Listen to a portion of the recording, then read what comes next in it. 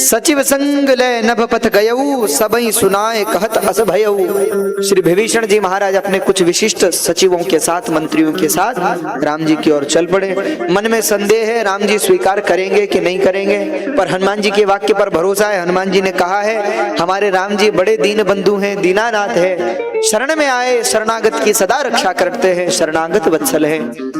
इसलिए इस भरोसे पर विभीषण जी चले हैं। बार बार मन में ये सवाल भी उठता है कि भैया हमारे भाई ने तो राम जी की पत्नी का हरण किया है, कहीं राम जी हमें शत्रु न समझें, ऐसा मन में विचार कर रहे हैं। और विभीषण जी राम जी के पास पहुंचे। यहाँ जैसे ही पहुंचे तो दूतों के पास वानरों को कहा कि जाओ बताइए हम राम जी से मिलने आए हैं। तो दूत राम जी के पास पहुंचे। राम जी एक पत्थर पर बैठे हैं, बगल में सुग्रीव जी हैं, लक्ष्मण जी खड़े हैं, हनुमान जी चरणों में हैं, अंगद नल नील इत्यादि वानर सामने बैठे हैं। रणनीति बन रही है कि सागर को कैसे पार करें। इतने में विभीषण जी के आने की सूचना एक वानर ने दी। महाराज एक रावण का भाई आया है आपसे मिलने। सुग्रीव जी ने यह सूचना राम जी को दी। कहा सुग्रीव सुनहु रघुराई, आवा मिलन दशानन भाई। सुग्रीव जी ने ये नहीं कहा कि विभीषण आए, सुग्रीव जी ने कहा रावण का भाई आया महाराज मिलने के लिए। राम जी ने मन में विचार किया, पूछा कह प्रभु सखा बूझिए काहा। भगवान ने विभीषण की ओर देख सुग्रीव की ओर देखकर कहा मित्र तुम बताओ क्या करें। राम जी हमारे सबकी सलाह लेते हैं, क्या करें। तो सुग्रीव जी ने कहा प्रभु मेरे मन में तो एक ही विचार है, जान ही न जाए निशाचर माया। राक्षसों की माया को पहचानना असंभव है। भेद हमारे लेन सठ आवा, जरूर ये हमारे जानकारी लेने आया है कि कितने सैनिक हैं, कितने लोग हैं, भेद लेने आया है। राखी बांध मोहि असभावा, मेरे मन में तो ऐसा आता है कि इसको बांध करके यहीं रख लीजिए और इसको दंडित करिए। तब राम जी ने कहा सखा नीति तुम नी के बिचारी, मम पन शरणागत भयहारी। आह कितने दयालु हैं हमारे राम जी। मैं कई बार मन में विचार करता हूं, इसी चौपाई के विषय में सोचता हूं। जब विभीषण जी ने कहा, सब वानरों ने कहा बोले इसको तो बांध लीजिए प्रभु और इसको दंड दीजिए, रावण का भाई है, जरूरी हमारा भेद लेने आया है, जानकारी लेने के लिए आया है, इसको दंडित करना चाहिए। भेद हमार लेन सठ आवा। लेकिन हमारे रघुनाथ जी ने क्या कहा, बोलो। राम जी बोले सखा नीति तुम नी की बिचारी। हे मित्र तुमने जो कहा है वो बिल्कुल ठीक है, उसमें गलती नहीं है, शत्रु पर भरोसा करना भी नहीं चाहिए। लेकिन हम में एक समस्या है। राम जी कह रहे हैं, क्या कह रहे हैं, हम में क्या है। अरे बोलो भाई, एक समस्या है। सबने कहा प्रभु आप में, आप तो पुरुषोत्तम है, हाँ आप में कैसी समस्या। राम जी बोले हम में समस्या ये है, ममपन शरणागत भयहारी। मुझ में समस्या ये है कि मैं शरण में आए का त्याग नहीं कर सकता। कैसा भी जो एक बार शरण में आता है भैया उसको छोड़ नहीं सकता।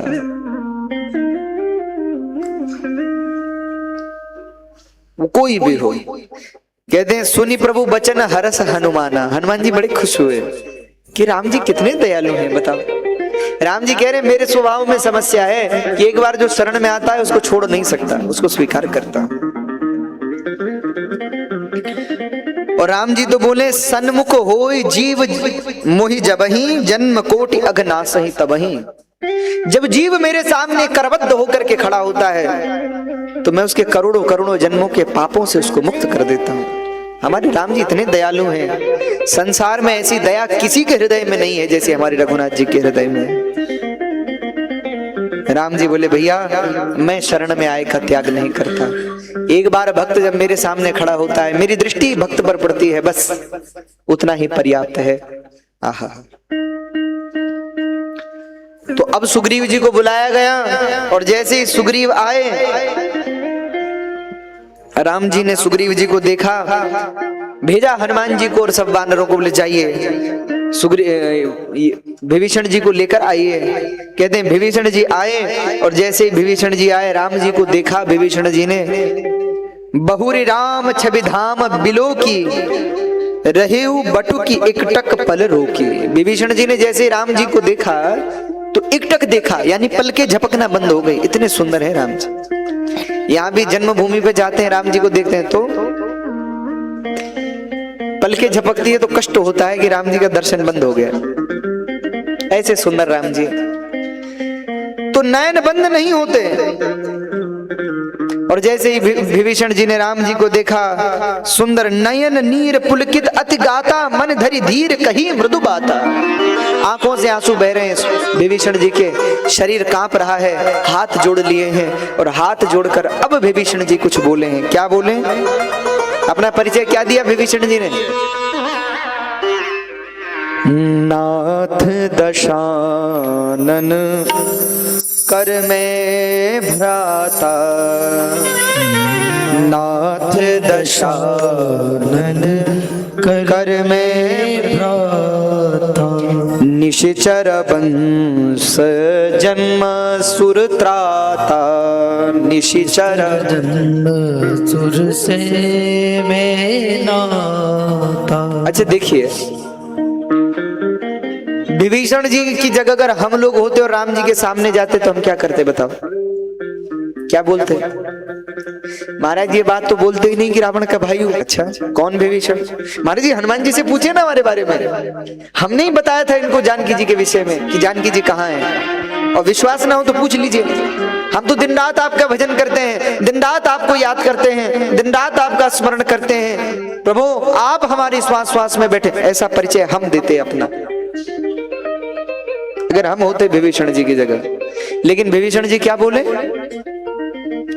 नाथ दशानन कर में भ्राता, मैं किसका भाई हूं? रावण का भाई हूं। प्रभु मैं रावण का भाई। और इतना ही नहीं, निशिचर वंश जन्म सुर त्राता, हे देवताओं का कल्याण करने वाले राम जी, मैं निशाचरों के वंश में जन्मा हूं, राक्षस हूं। विभीषण जी ने अपने गुण राम जी को नहीं बताए, विभीषण जी ने अपने अवगुण राम जी को सुनाए। रावण का भाई हूं, राक्षस हूं। और इतना ही नहीं, सहज पाप प्रिय तामस देहा, सात्विक नहीं हूं, राजस भी नहीं हूं, तमोगुणी हूं। और पापमय जीवन है मेरा, पापमय शरीर है क्योंकि राक्षस हूं। और जथा उल्लू कहीं तम पर नेहा, जैसे उल्लू होता है ना, उसको अंधेरा प्रिय होता है, वैसे ही हम राक्षसों को तमोगुण बड़ा प्रिय है, अज्ञान बड़ा प्रिय है। और मैं राक्षस हूं। कहते हैं जैसे ही विभीषण जी ने ऐसा परिचय दिया, कल्पना करिए क्या प्रेम है विभीषण के हृदय में। विभीषण जी ने हमारी तरह अपने गुण राम जी को नहीं गिनाए, अपने अवगुण गिनाए। जितने अवगुण थे, अरे जो नहीं भी थे वो भी गिनाए। राम जी मैं रावण का भाई हूं, राक्षस हूं, पापी हूं, तमोगुणी मेरी प्रवृत्ति है, तमोगुण मुझे प्रिय है, मुझ में कोई सात्विकता नहीं। आप परम सात्विक हैं, मैं तमोगुणी हूं, आपसे बिल्कुल विपरीत हूं। आप मर्यादित हैं, मैं अमर्यादित हूं। आप देवताओं का कल्याण करने वाले हैं और मैं राक्षसों के वंश में जन्मा हूं। सब बताया। और इतना बताने के बाद विभीषण जी ने क्या किया? त्राहि त्राहि आरती हरन सरन सुखद रघुबीर। उसके बाद दोनों भुजा उठाई और भुजा उठाकर कहा, प्रभु त्राहि माम रक्ष माम। हे भगवान मैं आपका हूं, आपका हूं, आपका। सब अवगुण है मुझ में, लेकिन जैसा भी हूं किसका हूं? अरे बोलो भाई, आपका हूं। और प्रभु किसी माँ का बच्चा कुरूप भी दिखता हो तो मां को अपने बच्चे में कुरूपता दिखती है। हर मां को संसार में सबसे सुंदर कौन लगता है बताओ? अपना ही बच्चा लगता है कि नहीं? चाहे वो दिखने में अच्छा हो ना हो। प्रभु मुझ में सब दोष हैं, लेकिन हरन शरण सुखद रघुबीर। हे प्रभु मैं आपकी शरण में हूं, हे रघुनाथ मैं आपकी शरण। अब शरणागति ली और ऐसा कह करके अस कही करत दंडवत देखा। अब ध्यान दीजिएगा, इतना कहते ही विभीषण जी गिरने लगे, दंडवत प्रणाम, दंडवत मतलब दंड की भांति प्रणाम करने लगे।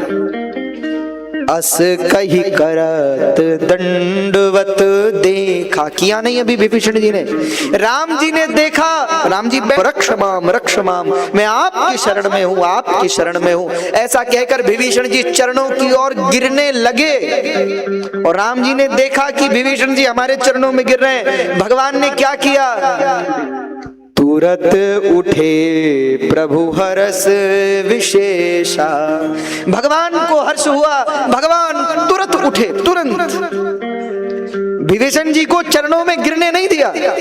चरण में गिरने से पहले ही राम जी उठे और उठ करके दीन वचन सुनि प्रभु मन भावा, भुज विशाल गति हृदय लगावा। राम जी ने विभीषण जी को चरणों में नहीं गिरने दिया, दौड़ करके आगे बढ़े और अपनी विशाल भुजाओं में राम जी ने विभीषण जी को भर लिया, अपने हृदय से लगा लिया। बोले भक्त वत्सल भगवान की जय। इतने दयालु हैं हमारे राम जी। विभीषण जी को चरणों में राम जी ने गिरने नहीं दिया, क्या किया, हृदय से लगा दिया। और जैसे ही हृदय से लगाया, अब तो विभीषण जी ने रोना शुरू किया। राम जी ने एक हाथ से विभीषण जी का हाथ पकड़ा, भैया जिसका संसार में कोई नहीं उसके राम जी, जिसको सब छोड़ देते हैं उसको कौन पकड़ लेते हैं, राम जी। एक बात ध्यान रखना, जीवन में ऐसा समय भी आएगा जब लोग तुम्हें छोड़ देंगे, लोग हमेशा किसी के साथ नहीं रहते। एक समय आएगा जब तुमको छोड़ देंगे, और जब सब तुमको छोड़ देंगे तो हमारे राम जी तो भी तुमको नहीं छोड़ेंगे।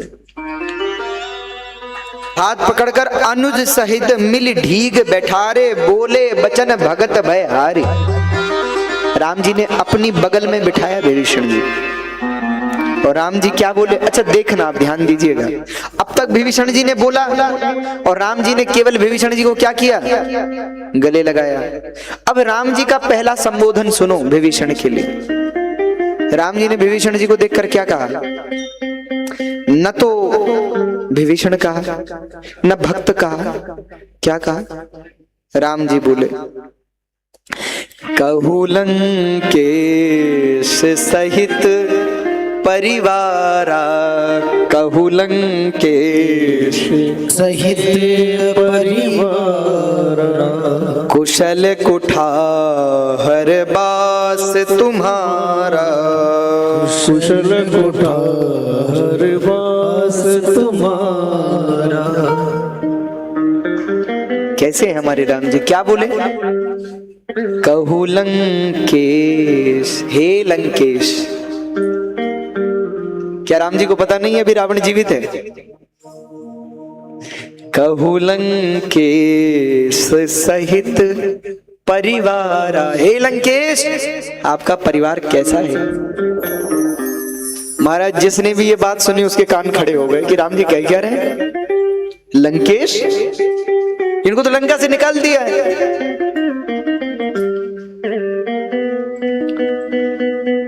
राम जी के लंकेश कहने का अर्थ क्या है? विभीषण जी केवल शरण में आए और राम जी ने संपूर्ण लंका किसको दे दी, दे दी विभीषण को, और लंकेश कह दिया मतलब लंका का राजा बना दिया। राम जी बोले, विभीषण बोले महाराज महाराज हम लंकेश नहीं है। बोले नहीं नहीं हो गए, आज से तुम ही लंकेश हो, आज से हम तुम्हें लंका का राज प्रदान करते हैं। अच्छा देखो, जो संपदा शिव रावण ही दीन दिए दशमात, सो संपदा विभीषण ही सकुच दीन रघुनाथ। जो संपत्ति रावण ने जब 10 सिर काट काट करके चढ़ाए और 10 सिर काटने के बाद रावण को जो संपत्ति मिली, वो संपत्ति राम जी ने कैसे दी विभीषण को? सकुचा कर दी। सकुचाने का मतलब सिर भी नहीं झुकाने दिया। और राम जी ने जब संपत्ति दी तो मन में सोचने लगे कि कहीं ये कम तो नहीं है। रावण को वो संपत्ति सिर काटने पर मिली और विभीषण जी को तो बिना झुकाए ही मिल गई, सिर झुकाना भी नहीं पड़ा। राम जी के पास पहुंचे, कहा प्रभु मैं आपकी शरण में हूं। राम जी ने कहा जाओ ले जाओ। अच्छा देते भी हैं तो कैसे, धन्य है हमारे प्रभु, सकुचाते हुए देते। अच्छा देखो हम मंदिर में जाते हैं तो आपने देखा होगा 10-1 रुपए चढ़ाते हैं तो चुपचाप, और 100-500 रुपए चढ़ाते हैं तो दिखा करके देते हैं ना। ये देखो अरे 100-500 रुपए देते हैं हम लोग और 10 बार घुमाते हुए दिखे सबको कि हमने 100 रुपए दिया, हमने 500 रुपए दिया, हमने 1000 रुपए दिया। और राम जी ने विभीषण जी को क्या दिया? पूरी सोने की लंका। लेकिन कैसे? सकुच दीन ही रघुना, सकुचा कर, कह रहे ये तो कम है, चलो महाराज इसी से काम चला लो, इतना ही है अभी। क्या स्वभाव है राम जी का। सुनत विभीषण प्रभु के वाणी, नहीं अघात श्रवण अमृत जानी। राम जी की बातें सुनते हैं विभीषण, कान भरते ही नहीं राम जी की बात सुनकर। देखो भैया इस प्रसंग का नाम है विभीषण शरणागति। यहां से लेकर अस कही चला विभीषण जबहि, ये इस दोहे से लेकर के और जो संपत्ति शिव रावण ही दीन दिए दसमात, सो संपदा विभीषण ही सकुच दीन रघुनाथ। यहां तक ये जो दोहे हैं इसको विभीषण शरणागति कहते हैं। अगर जीवन में बहुत समस्या है, कष्ट है, विपत्ति है, परेशानी है तो इसका नित्य पाठ करो। राम जी को भाव से, राम जी के पास रोते हुए प्रेम से, हृदय की अंतरंग भावना से गा करके राम जी को सुनाओ। कहते हैं जो इसका नित्य पाठ करता है राम जी उसके सब संकट दूर कर देते हैं, सब कष्ट दूर कर देते हैं। तो भगवान ने विभीषण जी पर कृपा की, विभीषण जी को बिठाया और फिर अब सुबह भी हो गई। राम जी ने कहा कि अब क्या करें, समुद्र पार कैसे हो।